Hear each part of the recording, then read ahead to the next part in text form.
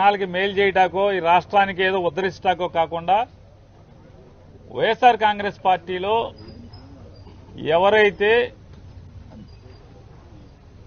గట్టిగా పనిచేశారో తెలుగుదేశం పార్టీకి వ్యతిరేకంగా లేదా చంద్రబాబు నాయుడు గారు జగన్మోహన్ రెడ్డి గారిని దూషిస్తే లేదా దుర్మార్గంగా మాట్లాడితే దానికి ఎవరెవరైతే కౌంటర్లు చేశారో ఆ కౌంటర్లు చేసిన వాళ్ళందరినీ కూడా కక్ష సాధించుకుంటాకి తప్పితే గడిచిన 60 రోజుల్లో చంద్రబాబు నాయుడు అధికారానికి వచ్చినటువంటి 60 రోజుల్లో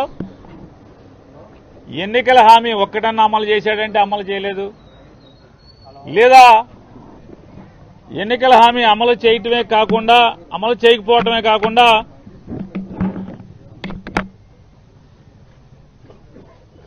ఓ మంచి కార్యక్రమం చేశారా అంటే ఈ రాష్ట్రాన్ని ఉద్ధరించేదానికి ఒక్కటి చేయకపోగా అన్ని ఎఫ్ఐఆర్లు కడతాం, తప్పుడు కేసులు కడతాం, దొంగ కేసులు కడతాం. ఏదో రకంగా వైఎస్ఆర్ కాంగ్రెస్ పార్టీలో ఇటువంటి జెండా మోసే చిన్న కార్యకర్త దగ్గర నుంచి మాజీ మంత్రుల వరకు అందరినీ కూడా భయభ్రాంతులను చేసి ఎవరు కూడా పార్టీ పరంగా బయటికి రాకూడదు, తద్వారా రాజకీయ లబ్ధి పొంది దీర్ఘకాలం తన కొడుకు ఈ రాష్ట్రాన్ని అధికారాన్ని అనుభవించే కుట్రలో భాగమే ఇవాళ జోగి రమేష్ గారి కుమారుడిని కేసులో ఇరికించడం. అంటే ఏం తప్పు జరిగిందని చెప్పని అగ్రిగోల్డ్ ఆస్తులు ఏ ఆస్తులు ఉన్నాయో అవన్నీ కూడా జీవోలు ఇవ్వడం జరిగింది. ఆ జీవోల్లో ఇచ్చినటువంటి ఆస్తి నువ్వు ప్రభుత్వంలో ఉన్నావు, ఆస్తులు ఎక్కడైతే సర్వే నెంబర్లు ఉన్నాయో ఆ సర్వే నెంబర్ ఉన్నటువంటి ఫీల్డ్ సర్వే ఎక్కడ చేసుకుంటే ఆ నంబర్ పొలానికి కానీ జోగి రమేష్ గారి కొడుకు కొనుక్కున్న పొలానికి కానీ ఎక్కడ సరిహద్దులు ఏమైనా ఆనుకుని ఉన్నాయా, కనీసం పక్కపక్కన ఉన్నాయా, పోనీ కనీసం ఆస్తులు ఆనుకుని సరిహద్దుల్లో కూడా ఎక్కడ లేకుండా పోనీ జోగి రమేష్ గారు ఏమైనా తప్పు చేశాడా అంటే జోగి రమేష్ గారు 2022లో రామోజీరావు గారి పేపర్లోనే చేయించారు. అయ్యా ఈ సర్వే నెంబర్ పలానా ఆయన అమ్ముతా అంటున్నాడు, మేము కొనుక్కుందాం అనుకుంటున్నాం, ఇందులో ఎవరికైనా అభ్యంతరాలు ఉన్నాయా అని చెప్పని పేపర్ అడ్వర్టైజ్మెంట్ ఇచ్చారు 2022లో. ఎవరు అభ్యంతరం తెలపలేదు, కనీసం సిఐడి డిపార్ట్మెంట్ అభ్యంతరం తెలపలేదు, లేదా ఎవరు కూడా అభ్యంతరం తెలపలేదు. కానీ అమ్మేప్పుడు 2023లో కూడా అమ్మేప్పుడు ఎవరైతే జోగి రమేష్ గారి దగ్గర నుంచి వాళ్ళ కుమారుడి దగ్గర నుంచి కొనుక్కున్నారో వాళ్ళు కూడా ఇదే రామోజీరావు గారి పేపర్లో వచ్చేశారు. అయ్యా ఈ పొలం మేము కొనుక్కోదలుచుకుంటున్నాం, ఎవరికైనా అభ్యంతరాలు ఉన్నాయా అని. ఏ డిపార్ట్మెంట్ కానీ ఎవరు కూడా అభ్యంతరాలు తెలపలేదు. అగ్రిగోల్డ్ ఆస్తులు ఏదైతే ప్రభుత్వం జీవో కూడా అక్కడ లేకపోగా వీళ్ళు అన్ని చట్టరీత్యా చట్టానికి లోబడి పేపర్ ప్రకటన ఇచ్చి ఈనాడులోనే రామోజీరావు గారి పేపర్లోనే పేపర్ ప్రకటన ఇచ్చి అభ్యంతరాలని కాల్ఫర్ చేసి లీగల్గా అన్ని జాగ్రత్తలు తీసుకుని ఆస్తి కొనుక్కున్నారు. సంవత్సరం తర్వాత సంవత్సరంన్నరకు ఆస్తి అమ్మటం జరిగింది. ఇవాళ అంటే 2వ తారీఖున ఈనాడు పేపర్లో వార్తలు రాయిస్తారు, ఆగస్టు 2వ తారీఖున సిఐడిలో ఎఫ్ఐఆర్ కడతారు 11 మంది మీద ఎంతమంది మీద. ఆ ఎఫ్ఐఆర్ కాపీని ఏసీబీ ఆఫీస్కి అదే రోజు కాగితం తీసుకొచ్చి ఇస్తారు. వీళ్ళు ఎఫ్ఐఆర్ని ఆ ఎఫ్ఐఆర్ నుంచి చదువుకుని వీళ్ళు ఒక ఎఫ్ఐఆర్ కడతారు 2వ తారీఖున. కట్టి వాళ్ళ తెల్లవారుజామున 4:30కి జోగి రమేష్ గారి ఇంటికి వెళ్లి వాళ్ళని అక్రమంగా అరెస్ట్ చేస్తారు. కేసు అక్రమంగా కడతారు, అరెస్టులు అక్రమంగా చేస్తారు. నువ్వేమన్నా విచారణ చేసావా, స్టేట్మెంట్ తీసుకున్నావా వీళ్ళ దగ్గర?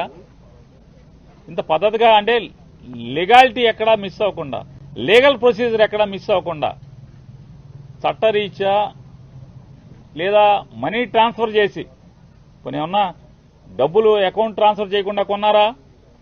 డబ్బులు ఇచ్చేప్పుడు కానీ లేదా పేపర్ అడ్వర్టైజ్మెంట్ ఇవ్వకుండా కొన్నారా? పోనీ ఆనుకుని పోనీ ఏమన్నా నంబర్లు మార్చేశారంటకి చంద్రబాబు నాయుడు ప్రభుత్వం ఇచ్చినటువంటి అగ్రిగోల్డ్ ఆస్తులకి ఏమన్నా సరిహద్దులు చేస్తుందా? అసలు సంబంధం లేదు. అగ్రిగోల్డ్ ఆస్తులకి జోగి రమేష్ గారు వాళ్ళు కొనుక్కున్న ఆస్తికి అసలు సంబంధమే లేదు కదా. లేని పరిస్థితుల్లో ఇవాళ సిఐడితో అదే ఆగస్టు 2వ తారీఖు ఒక కేసు కట్టించి, ఏసీబీతో ఒక కేసు కట్టించి, విచారణకు కూడా కనీసం పిలవకుండా ఏం జరిగింది, నువ్వేం చేశావు, నీ పాత్ర ఏంటనే విచారణ కూడా చేయకుండా జోగి రమేష్ గట్టిగా మాట్లాడాడు, గట్టిగా తిరగబడ్డాడు. జోగి రమేష్ని రాజకీయంగా ఎదుర్కొనలేక, రాజకీయంగా నన్ను తిట్టాడు కాబట్టి, నన్ను ఎదిరించాడు కాబట్టి, జగన్మోహన్ రెడ్డి గారిని తిడితే నా మీద తిరుగుబాటుగా మళ్లీ నా మీద మాట్లాడాడు, విమర్శించాడనేటువంటి కక్ష కడుపులో పెట్టుకుని రమేష్ని ఏమీ చేయలేక మానసికంగా వేధించడం కోసం జోగి రమేష్ గారి కొడుకు మీద ఈ రకమైనటువంటి వాళ్ళ బాబాయ్ మీద అక్రమ కేసులు పెట్టి, చంద్రబాబు నాయుడు గారికి ఒకటే చెప్తున్నాం, నీ ఇష్టం రాష్ట్రంలో ఉన్నటువంటి 175 నియోజకవర్గాల్లో ఉన్నటువంటి వైఎస్ఆర్ పార్టీ సంబంధించినటువంటి అందరినీ కూడా లోపలేసుకో, నీ మీద పోరాటం చేసేది ఖాయం. మేమంతా జైలుకి వెళ్ళటానికి సిద్ధంగానే ఉన్నాం. నీ తప్పుడు కేసుల్లో, అక్రమ అరెస్టులో ప్రతి ఒక్కళ్ళం కూడా వైఎస్ఆర్ కాంగ్రెస్ పార్టీ జెండా మోసే ప్రతి చిన్న కార్యకర్త దగ్గర నుంచి కూడా జగన్మోహన్ రెడ్డి గారి దాకా అంతా సిద్ధంగా ఉన్నాం. నీ చేతనైంది నువ్వు చేసుకో. అయినా సరే తెలుగుదేశం పార్టీ చేసేటువంటి తప్పుల మీద, ప్రజలకు మోసం చేసే దాంట్లో పోరాటం చేయకుండా ఉండడం వదలం, నిన్ను నిలదీయకుండా ఉండడం వదలం అనేది కూడా చంద్రబాబు నాయుడు గారికి ఈ సందర్భంగా అంతిమంగా న్యాయం చేస్తుంది. జగన్మోహన్ రెడ్డి గారిని దగ్గర నుంచి వాళ్ళ జోగి రమేష్ గారి కుటుంబాన్ని నువ్వు ఎవరిని వేధించదలుచుకున్నా మేము న్యాయ పోరాటం చేస్తాం, ధర్మ పోరాటం చేస్తాం. ఖచ్చితంగా నీ మీద తిరుగుబాటు చేసి, రాజకీయ పోరాటం కూడా చేసి, అన్నింటిని కూడా ఎదుర్కొని ఖచ్చితంగా 2029కి మీ ప్రభుత్వాన్ని పడదయటానికి కావాల్సినటువంటి ప్రతి పోరాటాన్ని చేస్తాం. ఏమండి పద్ధతులు లేకుండా, వినాయక్ గారు పద్ధతులు ఉంటే అనుకోవచ్చు, ఇదేదో అడ్డగోలు కేసులు, తప్పుడు కేసులు, ఏదో రకంగా మానసికంగా వేధించాలి, తప్పుడు కేసులు పెట్టాలి, లోపలేద్దామనే నిర్ణయానికి వచ్చాక ఇక అసలు ఒక డిపార్ట్మెంట్ కట్టిందా, 2 ఇది కాదు రేపు ఇంకో డిపార్ట్మెంట్తో ఇదే కేసు ఇంకోటితో కూడా కట్టిస్తారు, ఇంకో చోట కూడా కట్టిస్తారు. ఇక తప్పు అని చెప్పేవాడు లేడు. పేపర్లు, టీవీలు, వాళ్ళ పేపర్లు, టీవీలు బాజా కొడతా ఉంటాయి, వీళ్ళకి వంత పాడుతూ ఉంటాయి. ఇది కరెక్ట్ కేసు అంటారు. మామూలుగా ఇంతమందిని పొలం అమ్మిన వాళ్ళు ముద్దాయిగా లేరు. జోగి రమేష్కి పొలం అమ్మింది ఎవరు? పొలం అమ్మిన వాళ్ళు ముద్దాయిలుగా ఉన్నారా? వాళ్ళు ఎందుకు లేరు, ముద్దాయిలుగా రారు అంటే అయితే సాక్ష్యంగా తీసుకురావాలి, లేదా చంద్రబాబు నాయుడు గారు చుట్టాలన్న అవ్వాలి, రెండింటిలో ఏదో ఒకటి అవ్వాలి. వాళ్ళని బెదిరించి సాక్ష్యంగా అన్నా పెట్టాలి. వీళ్ళని అమ్మినోళ్ళు దీంట్లో లేరు, కొనుక్కున్నోళ్ళు లేరు. జోగి రమేష్ ఒక్కడే, జోగి రమేష్ గారి కుటుంబం ఒక్కళ్లే ముద్దాయిలుగా ఉంటారు, ఆఫీసులో ఉంటారు. అంతిమంగా అరెస్టులు చేసి అక్రమంగా తప్పుడు కేసులు కట్టి మీ మానసిక ఆనందం పొందుతారేమో కానీ అల్టిమేట్ గా కోర్టులు ఉన్నాయి. ఖచ్చితంగా కోర్టుల్లో ఫైట్ చేయటం, న్యాయంగా మేము న్యాయాన్ని ఆశ్రయించి, న్యాయస్థానాలను ఆశ్రయించి గెలవటం ఖాయం. అదే అన్నా, నీకు ఉచ్చం, నీచం, వాయు వరుసలు ఏం లేవు. ఇక జోగి వరుస లిస్టు రాసుకున్నారు. రెడ్ బుక్ రాజ్యాంగం, రెడ్ బుక్ లో ఎవడెవడున్నాడు ఆయన్ని మానసికంగా వేధించాలి, కేసులు కట్టి లోపేయాలి, సునకానందం పొందాలి. దీనికి వస్తుంది తప్ప ఏముంది? బాధితులు అవుతాడు. మీరు చెప్పినట్టు జోగి రమేష్ కుటుంబం బాధిత కుటుంబం అవ్వాలి, కానీ వీళ్ళనే నేరాంగం చేసినట్టుగా ముద్దాయిలు చేశారు. సిఐడిలో కేసు కట్టారు, ఇక్కడ కేసు కట్టారు. 2 కేసులు, ఒకే సంఘటనకు 2 కేసులు కట్టారు. ఏం చేసినా సరే నీ మానసిక ఆనందం తాత్కాలికం, వెనక్కి తగ్గేది లేదు.